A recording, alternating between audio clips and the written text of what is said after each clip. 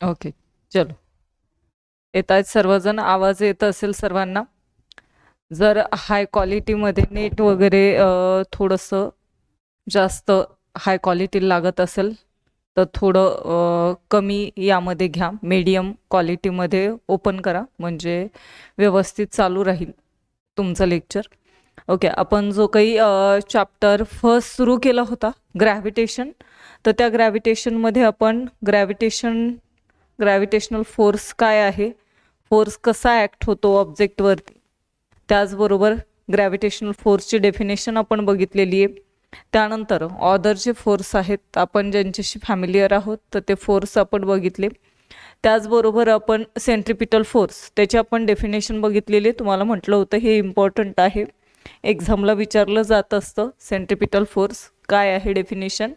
In uniform circular motion a body, the force acting of the body on the body is directed towards the centre of the circle. This is called centripetal force. किंवा दुसरी ही एक definition तुम्हाला सांगितली होती, a force acts on any object moving along a circle and it directed towards the centre of the circle. This is called centripetal force. Centripetal means centre seeking. हे आपण कालच्या लेक्चरमध्ये अभ्यासलेलं आहे. त्याचबरोबर त्याचं एक्झाम्पल आपण बघितलं, न्यूटनचा first law, second law, third law आपण बघितला, आणि त्यावरतीच आधारित आपण केपलरचे 3 लॉज पाहिलेले, जे केपलरचे लॉज कशाशी रिलेटेड आहेत, प्लॅनेटरी मोशनशी रिलेटेड असणारे आपण 3 लॉज आपण बघितलेली आहेत. ओके, केपलरचा आपण फर्स्ट लॉ बघितलेला आहे, the orbit of a planet is an ellipse with the sun at one of the foci. हा पहिला आपण लॉ बघितला होता.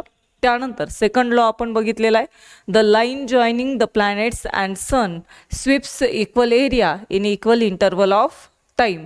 हा आपण सेकंड लॉ बघितला होता. त्याचबरोबर आपण थर्ड लॉ बघितलेला आहे, the square of a period of revolution of a planet around the sun is directly proportional to the cube of the mean distance of the planet from the sun. त्याचा आपण formula पाहिलेला आहे, T square is directly proportional to the R cube. मग आपल्याला जर प्रोपोर्शनॅलिटीचं sine काढायचं असेल तर आपल्याला कॉन्स्टंट घ्यावा लागतो. के हा कॉन्स्टंट आपण घेतला होता, आणि मग केची जर व्हॅल्यू काढायची असेल तर आर हे काय होतं, इकडे डिव्हाइडला जात असतं, टीच्या डिव्हाइडला जातं. त्यामुळे काय येतं मग formula, T square upon R cube is equal to constant that is K. हे आपण काल अभ्यासलेलं आहे. आपण हे काल 3ही लॉ पाहिलेले, which is very important for exam, 10th exam. त्यामुळे पहा, हे जे 3 लॉज आहेत तर ते व्यवस्थित करायचे आहेत. ओके, आज आपल्याला पहा, नेक्स्ट आपल्याला पाहायचं आहे, हेही तेवढंच इम्पॉर्टंट आहे, कारण की हाही तुम्हाला क्वेश्चन्स विचारलेला आहे. मार्च 24 आणि 19च्या एक्झामला विचारलेला आहे. 24ला विचारलेला आहे आणि 19ला विचारलेला आहे. त्यामुळे तुम्हाला विचारण्याची दाट शक्यता आहे. तर हा कोणता लॉ आपल्याला पाहायचा आहे, Newton's universal law of gravitation. हा सुद्धा काय आहे तुमच्यासाठी इम्पॉर्टंट असणार आहे. ओके, कारण की या डायग्रामवरून सुद्धा एका मार्काला क्वेश्चन्स विचारले जात असतात. कसे विचारले जातात ते तुम्हाला मी सांगणार आहे, पण त्या अगोदर हा न्यूटनचा युनिव्हर्सल लॉ ऑफ ग्रॅव्हिटेशन काय आहे तर हे तुम्हाला माहिती असायला पाहिजे. न्यूटनचा गुरुत्वाकर्षणाचा सिद्धांत किंवा नियम आपल्याला पाहायचे. तर पहा काय सांगितलेलं आहे तुम्हाला, न्यूटनचा law, every object in the universe, every object in the universe. आता युनिव्हर्समध्ये तुम्हाला माहिती आहे आपल्या विश्वामध्ये वेगवेगळ्या प्रकारचे ऑब्जेक्ट आहेत, म्हणजे त्याच्यामध्ये प्लॅनेट्स वगैरे येतात, स्टार्स येत असतात, त्याचबरोबर ॲस्ट्रॉइड येतात, कॉमेट्स येत असतात, असे डिफरंट काय आहेत ऑब्जेक्ट आहेत युनिव्हर्समध्ये. ओके, मग पहा युनिव्हर्समध्ये every object in the universe, युनिव्हर्समधला प्रत्येक ऑब्जेक्ट जो आहे, प्रत्येक जी वस्तू आहे, attract every other object with a definite force. हा जो असतो तर हा दुसऱ्या वस्तूला स्वतःकडे काय करतोय, एका डेफिनाइट म्हणजे एका विशिष्ट फोर्सने, एका विशिष्ट बलाने स्वतःकडे काय करतो, खेचत असतो. फॉर एक्झाम्पल पहा, या ठिकाणी आपण दोन ऑब्जेक्ट घेतलेले आहेत. हे आपण फॉर एक्झाम्पल मानू, हे युनिवर्स मधले काय आहेत, दोन ऑब्जेक्ट आहेत, टू ऑब्जेक्ट्स आहेत. आणि हे जे टू ऑब्जेक्ट्स आहेत युनिवर्स मधले, तर ते टू ऑब्जेक्ट्स काय करतायत, अट्रॅक्ट करतायत एव्हरी अदर ऑब्जेक्ट. म्हणजे हा ऑब्जेक्ट या ऑब्जेक्टला काय करतोय, स्वतःकडे अट्रॅक्ट करतोय, म्हणजे एका फोर्सने स्वतःकडे आकर्षित करतोय. आणि हा जो ऑब्जेक्ट आहे या ऑब्जेक्टला स्वतःकडे एका डेफिनाइट फोर्सने काय करतोय, अट्रॅक्ट करतोय. म्हणजे every object in the universe attract every other object with a definite force. विश्वातील प्रत्येक वस्तू जी असते तर ती दुसऱ्या वस्तूला स्वतःकडे काय करत असते, एका विशिष्ट अशा फोर्सने स्वतःकडे काय करते, त्या वस्तूला अट्रॅक्ट करत असते. आणि हा जो फोर्स आहे, हा जो फोर्स आहे, तर हा फोर्स इज डायरेक्टली प्रोपोर्शनल. हा कशाला प्रोपोर्शनल आहे, हा जो फोर्स आहे जो अदर ऑब्जेक्ट वरती अप्लाय केला जात असतो, तर हा फोर्स कशाला डायरेक्टली प्रोपोर्शनल आहे, तर पहा, this is directly proportional to the product of masses of two object, to the product of masses of two object. मग त्या टू ऑब्जेक्ट म्हणजे कोणत्या आहेत, M1 ही एक ऑब्जेक्ट झाली आणि M2 एक ऑब्जेक्ट झाली. मग हा जो फोर्स आहे तर हा डायरेक्टली प्रोपोर्शनल आहे. कशाला डायरेक्टली प्रोपोर्शनल आहे, मासेस ऑफ प्रोडक्ट. प्रोडक्ट म्हणजे काय, गुणाकार. गुणाकाराला काय म्हटलं जातं, product. Product of masses of two object. या दोन ऑब्जेक्टचं जे मास आहे, या ऑब्जेक्टचं मास काय M1 आणि या ऑब्जेक्टचं मास काय M2. तर या दोन ऑब्जेक्टच्या गुणाकाराशी काय असतं, हे डायरेक्टली प्रोपोर्शनल असतं, म्हणजे समानुपाती असतं. तर पहा बघा, this force is directly proportional to the product of masses of two object. या दोन ऑब्जेक्टचं जे मास आहे तर त्याला हा फोर्स जो असतो तर तो कसा असतो, डायरेक्टली प्रोपोर्शनल असतो. त्याचबरोबर पहा, त्याचबरोबर हा जो फोर्स आहे, हाच फोर्स हा काय असतो, इनव्हर्सली प्रोपोर्शनल असतो. काय असतो, इनव्हर्सली प्रोपोर्शनल आहे. This is inversely proportional. This force is inversely proportional to the square of the distance between them. हाच जो फोर्स आहे तर हा कशाला इनव्हर्सली प्रोपोर्शनल आहे, square of distance between them. म्हणजे या दोन ऑब्जेक्ट मधलं जे डिस्टन्स आहे, हे जे डिस्टन्स आहे जे कशाने आपण डिनोट केलंय, डीने डिनोट केलेलं आहे, तर त्या डीने डिनोट केलेल्या डिस्टन्सशी हा जो फोर्स आहे तर हा कसा असतो, याच्या स्क्वेअरशी, या डिस्टन्सच्या स्क्वेअरशी कसा असतो, इनव्हर्सली प्रोपोर्शनल असतो. कसा असतो तो, इनव्हर्सली प्रोपोर्शनल असतो. मग आता पहा, या दोन याच्यावरून, दोन फॉर्म्युल्यावरून आपण आपला न्यूटनचा युनिव्हर्सल लॉ ऑफ ग्रॅव्हिटेशन सांगू शकतो. तर काय आहे पहा, व्यवस्थित लक्ष द्या. Every object in the universe, every object in the universe attract every other object with a definite force. हे तर लक्षात आलंय. दिस फोर्स, हा जो फोर्स आहे, this force is directly proportional, this force is directly proportional to the product of masses of two object and inversely proportional to the square of distance between them. Between them म्हणा किंवा between two object असं म्हटलं तरी पण चालेल. म्हणजे directly proportional कशाला आहे, या दोन ऑब्जेक्टच्या मासेसला हा फोर्स कसा आहे, हा जो फोर्स आहे तर तो कसा आहे, डायरेक्टली प्रोपोर्शनल आहे. आणि इनव्हर्सली प्रोपोर्शनल कशाला आहे, या दोन ऑब्जेक्टमध्ये जे असणारं डिस्टन्स आहे तर या डिस्टन्सच्या स्क्वेअरला हा जो फोर्स आहे तर हा कसा आहे, इनव्हर्सली प्रोपोर्शनल मानला जात असतो. ओके, हा जो आहे तर यालाच आपण काय म्हणत असतो, युनिव्हर्सल लॉ ऑफ ग्रॅव्हिटेशन असं म्हणायचंय. व्यवस्थित लक्षात राहू द्या, एक्झामला विचारला जातो. मी परत परत सांगते, याचं हेच कारण आहे की तुमचा हा पाठच व्हावा आणि तुमच्या व्यवस्थित लक्षात राहावा. हे जर फॉर्म्युले तुम्ही 2 लक्षात ठेवले तर त्याच्यावरून तुम्हाला न्यूटन्सचा युनिव्हर्सल लॉ ऑफ ग्रॅव्हिटेशन हा तुमच्या लक्षात येऊन जाईल. पहा काय सांगितलेलं आहे, every object in the universe attract every other object with definite force. This force is directly proportional to the product of masses of two objects and inversely proportional to the square of distance between these two objects. This is the universal law of gravitation. तुमच्या लक्षात आलेला असेल आणि त्याचा फॉर्म्युलाही व्यवस्थित लक्षात ठेवायचा आहे. पहा, the law of gravitation given by Newton's is a universe and to all particles. It is called universal law. याच लॉला, हा जो काही लॉ ऑफ ग्रॅव्हिटेशन आहे, तर या लॉ ऑफ ग्रॅव्हिटेशनलाच कोणता लॉ म्हटलं जातं? युनिव्हर्सल लॉ ही म्हटलं जात असतं. लक्षात या तुम्हाला मी याचा जो फॉर्म्युला आहे तोही सांगितलेला आहे, तोही लक्षात राहू द्या.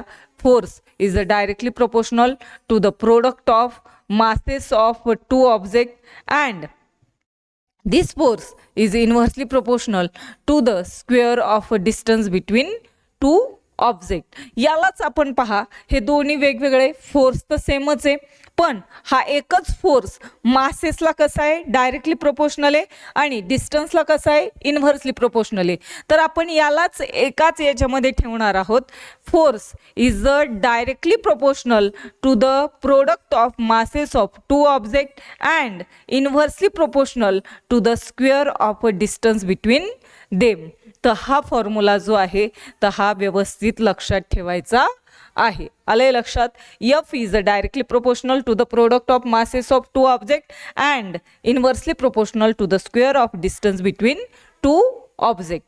हा फॉर्म्युला लक्षात राहू द्यायचा आहे. आता पहा, या ठिकाणी आपल्याला जर हे प्रोपोर्शनलिटीचं साईन आपल्याला काढून टाकायचं आहे, तर ते जर प्रोपोर्शनलिटीचं आपण साईन जर काढलं, इथं मी लिहिते जरा, F is directly proportional to the masses of two objects and inversely proportional to the square of distance between them. आता हे प्रोपोर्शनलिटीचं साईन आपल्याला काढायचं आहे, तर ते साईन जर काढायचं असेल तर आपल्याला काय करावं लागेल बरं? या ठिकाणी कॉन्स्टंट घ्यावं लागेल की नाही? मी याच्या अगोदरही तुम्हाला केपलरच्या लॉमध्ये सांगितलं होतं, जर आपल्याला प्रोपोर्शनलिटीचं साईन काढून टाकायचं असेल तर त्या ठिकाणी आपल्याला काय करावं लागतो?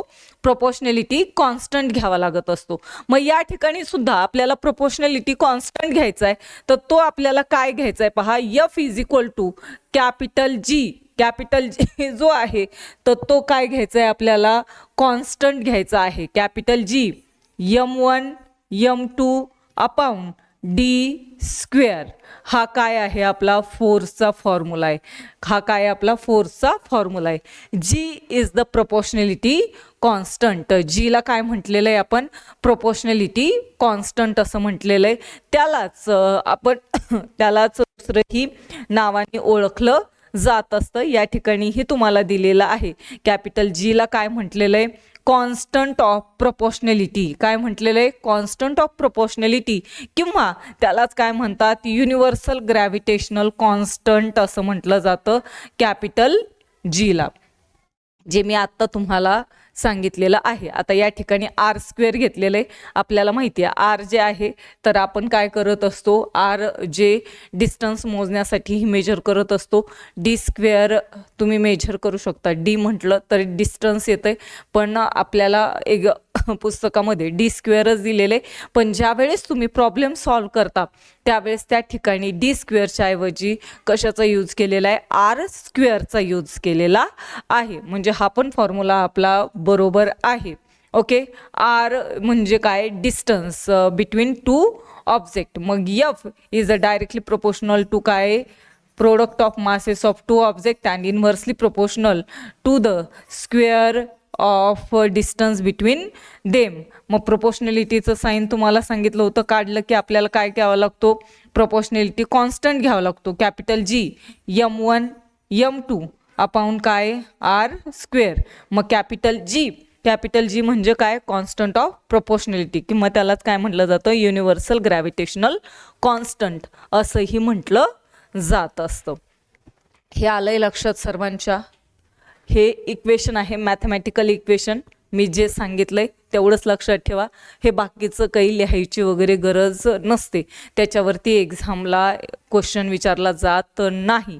कारण की आपण मास जे आहे तर हे मासेस कशाने डिनोटेड केलेलं आहे ते तुम्हाला सांगितलंय.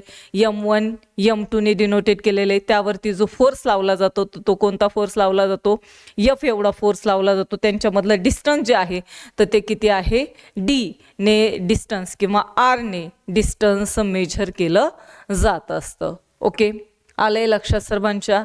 युनिव्हर्सल लॉ ऑफ ग्रॅव्हिटेशन जर लक्षात आलेला असेल तर सर्वांनी यस म्हणून कमेंट करायचे म्हणजे मला पुढे जायला. चला फास्टमध्ये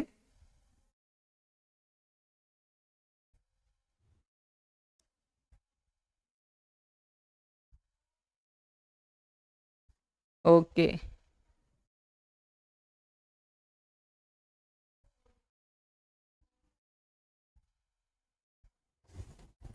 समजलंय. ओके चलो. यस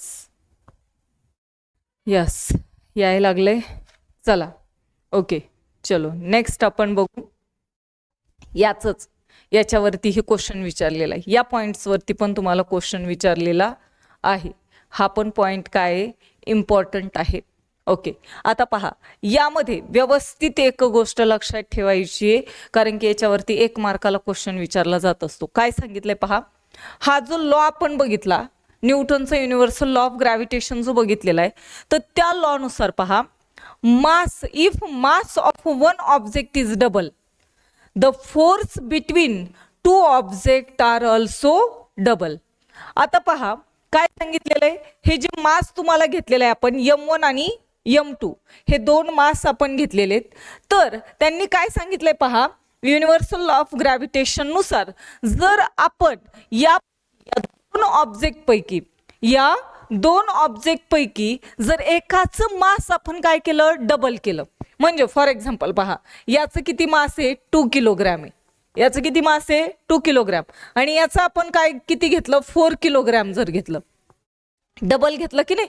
त्यापेक्षा काय घेतलं एका ऑब्जेक्टचं जे मास आहे तर ते काय घेतलं आपण डबल घेतलं. If mass of one object is double then पहा the force between the 2 object are also double. तर मग त्या ऑब्जेक्टमध्ये जो फोर्स अप्लाय केलेला आहे हा जो फोर्स अप्लाय केलेला असतो तर हा फोर्स सुद्धा कसा अप्लाय होतो डबलच अप्लाय होतो. कसा अप्लाय होतो डबलच अप्लाय केला जात असतो. कारण की पहा आता या ठिकाणी 4 किलोग्रॅम आहे म्हणल्यावरती हा जो ऑब्जेक्ट या मासवरती या ऑब्जेक्टवरती जो फोर्स अप्लाय करेल तर तो कसा अप्लाय करणार आहे डबलच अप्लाय करणार आहे. म्हणजे मास जर आपण डबल केलं दुप्पट केलं तर त्यावरती अप्लाय केला जाणारा जो फोर्स असणार आहे तर तो फोर्स सुद्धा कसा होतो त्या 2 ऑब्जेक्टमध्ये डबलच होऊन जातो दुप्पटच होऊन जातो. ही गोष्ट लक्षात राहू द्या. कळालंय. मास जर डबल केलं एका ऑब्जेक्टचं जर मास आपण डबल केलं तर त्यामध्ये असणारा जो फोर्स आहे तर हा फोर्स सुद्धा काय होऊन जातो डबल होऊन जात असतो. नेक्स्ट पहा if the distance is the double then the force decreases by factor of 4. जर पहा हे जे डिस्टन्स आहे हे जर डिस्टन्स आपण काय केलं डबल केलं म्हणजे अगोदर किती आहे 2 मीटर आहे. किती आहे 2 मीटर आहे आणि ते आपण डिस्टन्स काय केलं आता वाढवलं. डिस्टन्स किती केलं 4 मीटर केलं म्हणजे अगोदर एवढं काय 2 मीटर आहे आणि हे आपण पुन्हा इकडे M1 घेतलं मग हे डिस्टन्स काय झालं बरं M2 घेतलं तर हे डिस्टन्स काय केलं आपण डबल केलं वाढवलं. जर आपण हे डिस्टन्स काय केलं डबल केलं तर पहा त्यावरती जो अप्लाय होणारा जो फोर्स असतो हा जो फोर्स असतो तर तो काय होतो डिक्रीज होतो. डिक्रीज म्हणजे काय कमी होतो आणि हा कमी होऊन किती होतो फॅक्टर ऑफ 4. किती होतो फॅक्टर ऑफ 4 होऊन जातो. म्हणजे 1/4 फॅक्टर ऑफ 4 आपल्याला झाल्याचं दिसून येतो. खूपच कमी झाल्याचा आपल्याला फोर्स हा दिसून येत असतो. कारण की तुम्हाला माहिती आहे जेवढ्या ऑब्जेक्ट जवळ असतील तेवढं अट्रॅक्शन काय असतं, कमी असतं, म्हणजे जास्त असतं. सॉरी, जेवढ्या ऑब्जेक्ट जवळ असतील तेवढं अट्रॅक्शन काय असतं, जास्त असतं. आणि ऑब्जेक्ट जर दूर गेल्या तर त्यांच्यामधलं अट्रॅक्शन काय होतं, कमी कमी होत जात असतं.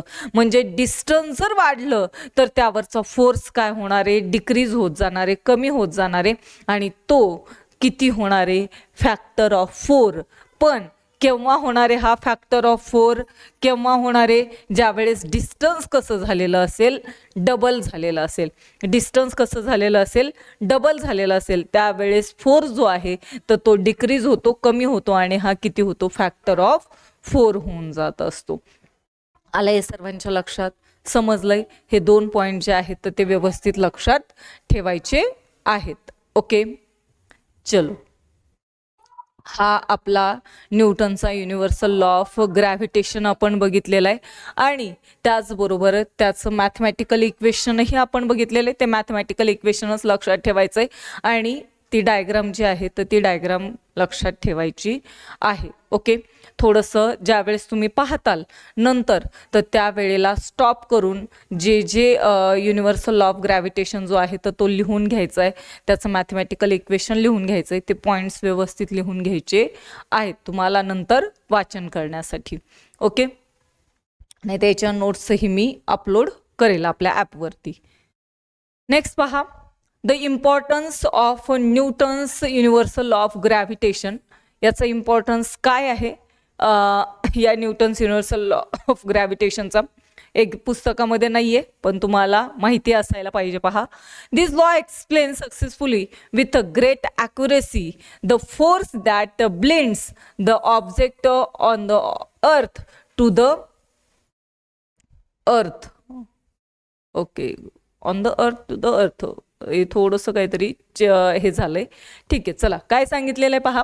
हा जो लॉ आहे तर हा काय केलेला आहे पहा, विथ ग्रेट ॲक्युरेसी, म्हणजे याच्यामध्ये खूप अचूकता आपल्याला दिसून येते.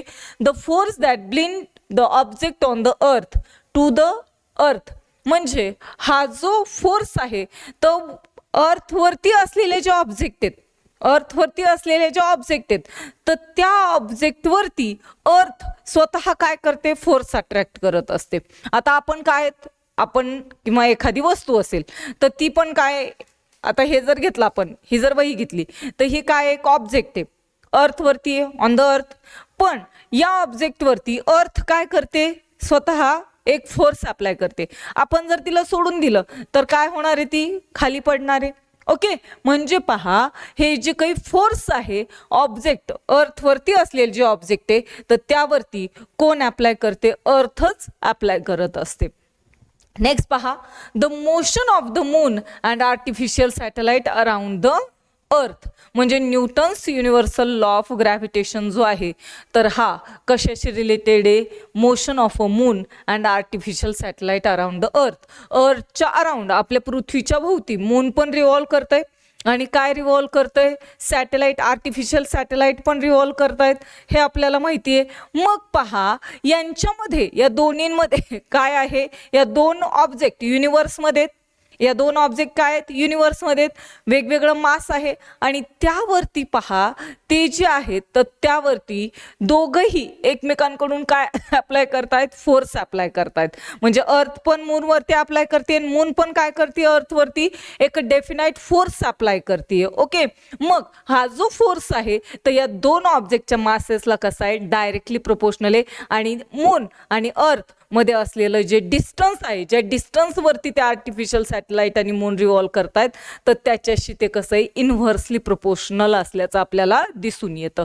म्हणजे हा जो न्यूटन्स लॉ ऑफ ग्रॅव्हिटेशन जो आहे तर हा कोणासाठी इम्पॉर्टंट आहे, मोशन ऑफ द मून याच्यासाठी आणि आर्टिफिशियल सॅटेलाइट जे अर्थच्या अराउंड काय करतायत, रिव्हॉल्व करतायत.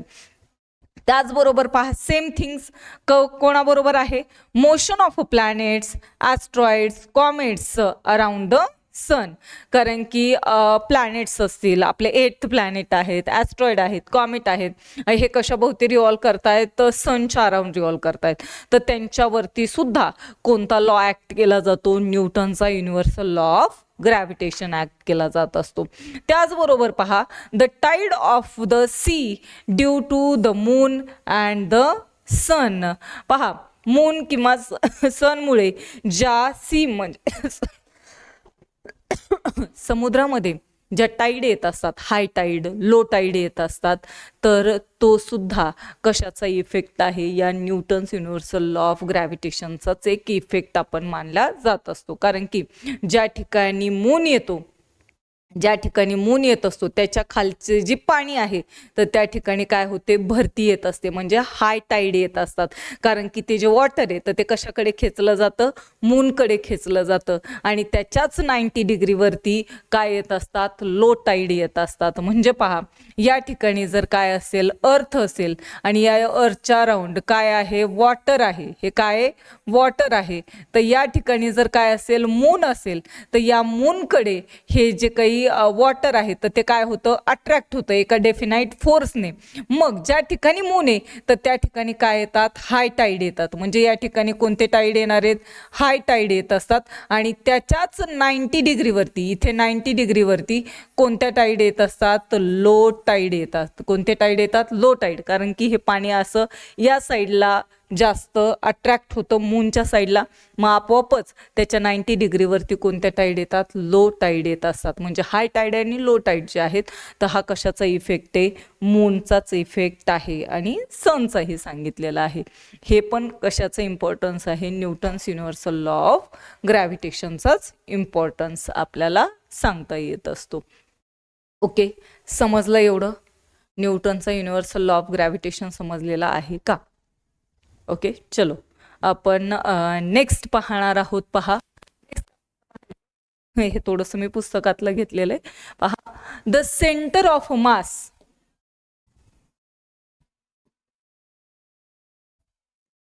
the center of mass of an object is the point inside or outside object at which the total mass of object can be assumed to be concentrated. आता हे घेण्याच्या पाठीमागचं एकच कारण आहे, कारण की एका मार्काला असे क्वेश्चन विचारले जात असतात, त्यामुळे हे मी तुम्हाला सांगते. तर पहा, the centre of mass of object, जे ऑब्जेक्ट आहेत तर या ऑब्जेक्टचं जे सेंटर आहे, या ऑब्जेक्टच्या मासेचं काय, हे सेंटर आपण मानू. Of masses of object is the point inside, म्हणजे ते कुठे असू शकतात, पॉइंट जो आहे मासेसचा सेंटरचा तर तो इनसाइड असू शकतो किंवा काय असू शकतो, काही मासेसचा आउटसाइड म्हणजे बाहेर असू शकतो. इनसाइड और outside of object at which the total mass of object, हे जे टोटल मास आहे ऑब्जेक्टचं तर ते टोटल मास कुठे अस्युम केलेलं असतं, टू बी अ कॉन्सन्ट्रेटेड, म्हणजे एका ठिकाणी एकवटलेलं आपल्याला दिसून येत असतं. पहा, काय सांगितलेलं आहे तुम्हाला, जे centre of mass of object, ऑब्जेक्टचं जे वस्तुमानाचं सेंटर आहे, मग ते सेंटर इनसाइड असू शकतं किंवा आउटसाइड असू शकतं, तर त्या ठिकाणी त्या ऑब्जेक्टचं मास काय केलं जातं, कॉन्सन्ट्रेटेड. कॉन्सन्ट्रेटेड म्हणजे काय, एकवटलेलं असतं. मग या ऑब्जेक्टचं जे मास आहे तर या ऑब्जेक्टचं मास कुठे एकवटलेलं आहे, कॉन्सन्ट्रेटेड झालेलं आहे सेंटरला. ओके, जे ऑब्जेक्टचं मास हे कसं असेल, आउटसाइड असेल, म्हणजे बाहेरच्या बाजूला असेल, तर या ऑब्जेक्टचं मास जे आहे तर हे या ऑब्जेक्टचं मास कुठे कॉन्सन्ट्रेटेड राहील, आउटसाइडला कॉन्सन्ट्रेटेड राहील. ओके, आलंय लक्षात? नेक्स्ट पहा, the centre of mass of a spherical object having a uniform density it is at its geometrical centre. The centre of mass of a spherical object म्हणजे असा, जर आता हा जो वरचा ऑब्जेक्ट आहे स्पेरिकल असेल असं नाहीये, तो कसाही असू शकतो, ओबडधोबडही असू शकतो. त्यामुळे त्याचा सेंटर जो आहे तर तो मध्ये असू शकतो किंवा कुठे असू शकतो, आउटसाइडला पण असू शकतो. पण पहा, जर एका असं जर आपण स्पेरिकल ऑब्जेक्ट जर घेतलं तर या स्पेरिकल ऑब्जेक्टचं जे मासचं सेंटर आहे हॅव्हिंग अ युनिफॉर्म डेन्सिटी, याची जर डेन्सिटी कशी असेल, डेन्सिटी कशी असेल, युनिफॉर्म. युनिफॉर्म म्हणजे काय, एक समान जर घनता असेल या स्पेरिकल ऑब्जेक्टची तर पहा, is at its a geometrical centre, तर त्याचा एक काय असतो, भौतिक असा केंद्रक असतं. काय असतं, भौतिक असं केंद्रक असतं. म्हणजे ते बरोबर कुठे असणारे, सेंटरलाच असणारे. जिओमॅट्रिकल तुम्ही स्पिअर काढत असताना जिओमॅट्रीमध्ये सर्कल काढत असाल तर तुम्हाला माहिती आहे एक सेंटर असतो आणि त्याच्या बाजूला आपण सर्कल काय करत असतो, आखत असतो. म्हणजे हा जिओमॅट्रिकल सेंटर म्हणजे काय, तो सेंटरला आपण काढत असतो. Okay, it is at its geometrical center. The center of a mass of any object having a uniform density, it is at its centroid. हे एक गोष्ट व्यवस्थित लक्षात राहू द्या, हा पॉइंट व्यवस्थित लक्षात राहू द्या. The centre of a mass any object, कोणत्याही ऑब्जेक्टचं जे सेंटर ऑफ मास आहे म्हणजे वस्तुमानाचं जे केंद्रक आहे, तर त्याची जर डेन्सिटी कशी असेल, युनिफॉर्म असेल. कशी असेल, युनिफॉर्म असेल, तर तो कसा असतो, सेंट्रॉइड असतो. कसा असतो तो, सेंट्रॉइड. म्हणजे केंद्रकाभ असतो, केंद्रकाशी रिलेटेड असतो. केंद्रकामध्येच त्याचं मास जे आहे तर ते एकवटलेलं आपल्याला दिसून येत असतं. ओके, हे व्यवस्थित लक्षात राहू द्या. नेक्स्ट आपल्याला पाहायचं आहे, पहा, हे एक आपल्याला इन्व्हर्स जो आहे, इन्व्हर्स लॉ ऑफ ग्रॅव्हिटेशन, तर तो आपल्याला पाहायचा आहे. हे एक खूप इम्पॉर्टंट आहे कारण की हा बऱ्याच वेळेला मुलांच्या लक्षात बसत नाही, तर तो व्यवस्थित आपल्याला शिकून घ्यायचा आहे. ओके, आता मी घड्याळ लावलंय पुढे आणि आता 7:45 वाजलेत, त्याच्यामध्ये आणखी 7च वाजलेलेत, मला कळालंच नाही. ठीक आहे, चलो. आता हा जो काही युनिफॉर्म सर्क्युलर मोशन आपल्याला काय म्हणायचंय, त्याला मॅग्निट्यूड ऑफ सेंट्रिपिटल फोर्स असं म्हटलं जात असतं. युनिफॉर्म सर्क्युलर मोशन काय आहे आणि मॅग्निट्यूड ऑफ सेंट्रिपिटल फोर्स काय आहे, मला वाटतं याला आपल्याला कमीत कमी अर्धा तास तरी हवाय, कारण की याच्यावरती रिलेटेड आपल्याला एक इक्वेशन सॉल्व करायचं. हे जे इक्वेशन आहे तर हे आपल्याला सॉल्व करायचे, तर त्यासाठी कमीत कमी आपल्याला अर्धा तास असायला हवा. तर आपण जे आहे तर हा पॉईंट आपण उद्याच्या लेक्चरमध्ये बघूत. आज आपण या ठिकाणी थांबूत.